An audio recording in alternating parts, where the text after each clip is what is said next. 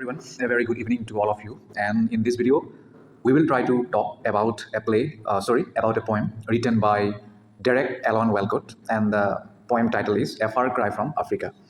The poem A Far Cry from Africa, it was published in 1962, and it is composed by St.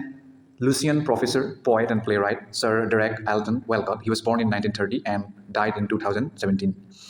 In this video, I will just try to give you a wee insight or just a brief insight about the poem A Far Cry from Africa, and how the poet has tried to give his depiction about his own identity. That thing only I would like to discuss through this video. Okay, so for further understanding, further research, you must read the whole text and you must read other texts related to this poem. Okay, and the poet Derek Walcott, his works depict the post-colonial movement's characteristics. That's why he also belongs to post-colonial movements in literature, in English literature especially. And in 1992, he was awarded the prestigious Nobel Prize in Literature for a poetic oeuvre of great luminosity, sustained by a historical vision, the outcome of multicultural commitment. And these lines are not spoken by me. It is mentioned in his Nobel Prize distribution ceremony by the Nobel Committee. And his prominent works include Dream on Monkey Mountain, that was published in 1967, then Omeros, that was published in 1990,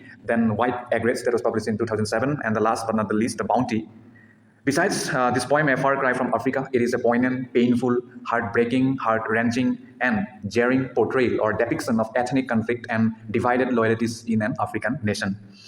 Fundamentally, basically, the poet has drawn the memories, accounts, and stories of Mau Mau Revolution or Mau Mau Uprising that occurred in African nation in Kenya.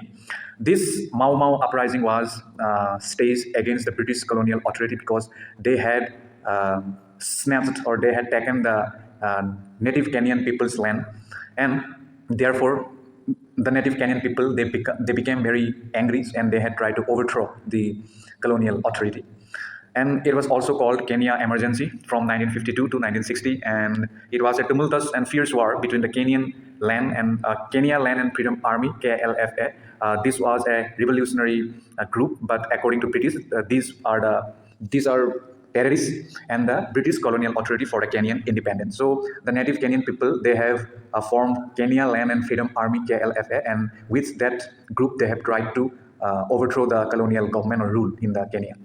And the KLFA was dominated by Kikuyu, Meru, and Imbu tribe of Kenya. There are many tribes in Kenya, so these are one of them amongst them. And in this KLFA group, Kikuyu people, Meru people, Embu people, they had the dominance. But KLFA, they did not win the war against the British. They collapsed and British won this battle. And in the early 20th century, the whites of colonial powers, they had arrived in Kenya and they tried to force Kikuyu people off of their lands. Means they have tried to snatch their land, and they have also displaced their own root.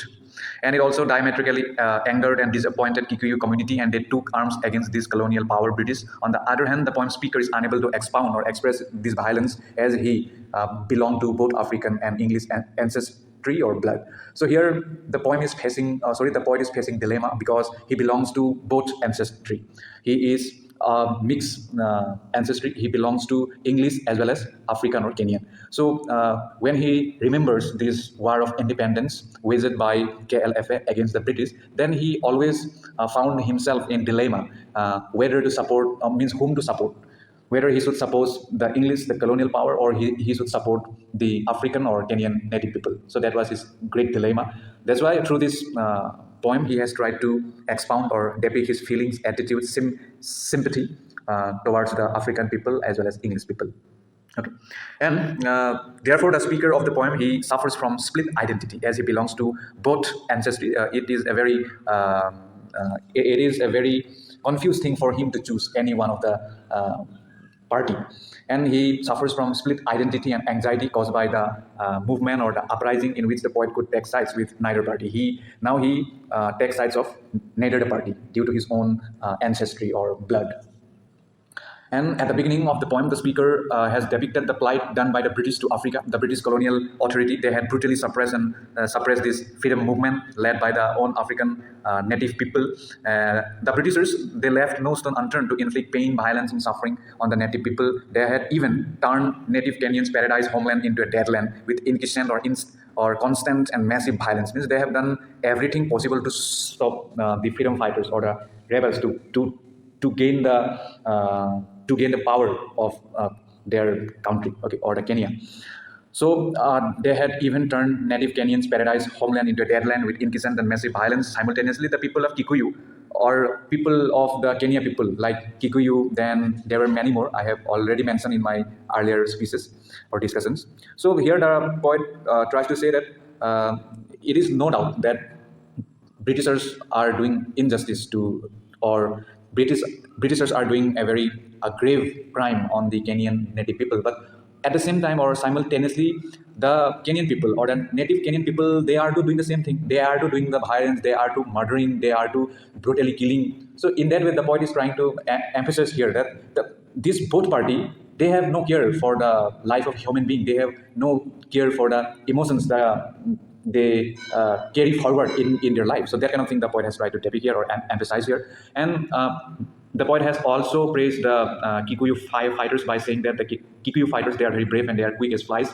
And in this war of independence, the African belt or the land is engulfed with death. Besides, the corpses can be seen scattered everywhere in the African paradise.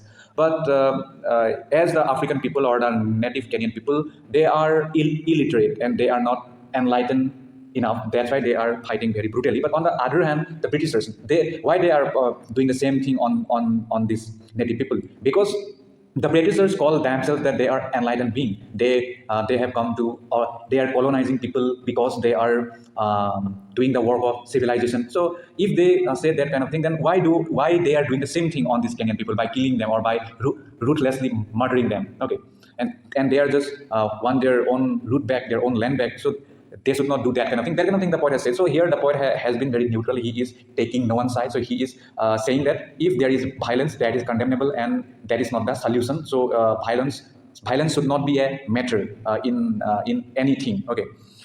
And the poet here writes a line about Britishers' mindset that waste no compassion on this separate death. So they are saying that these deaths are useless, so we should not shed tears on them. So that kind of thing. And before the ending of the poem, the poet has remarked that despite highly enlightened and educated, the British still behave like illiterate and brainless. At the end of the poem, the poet leaves that violence in any form is condemnable, irrespective of any party who is doing it. So here the poet sums up that neither the British nor the African or the native Kenyan people nobody has been doing a very good thing. They both are not be appreciated, okay? Because violence cannot be a solution to any problem. So that kind of thing the poet has tried to say through this poem. This is just a message to the whole world. And I hope you have understood very little about this poem. And I have not included many things from the poem. So you have to do your own research, read extensively. Thank you so much for watching the video. Bye-bye.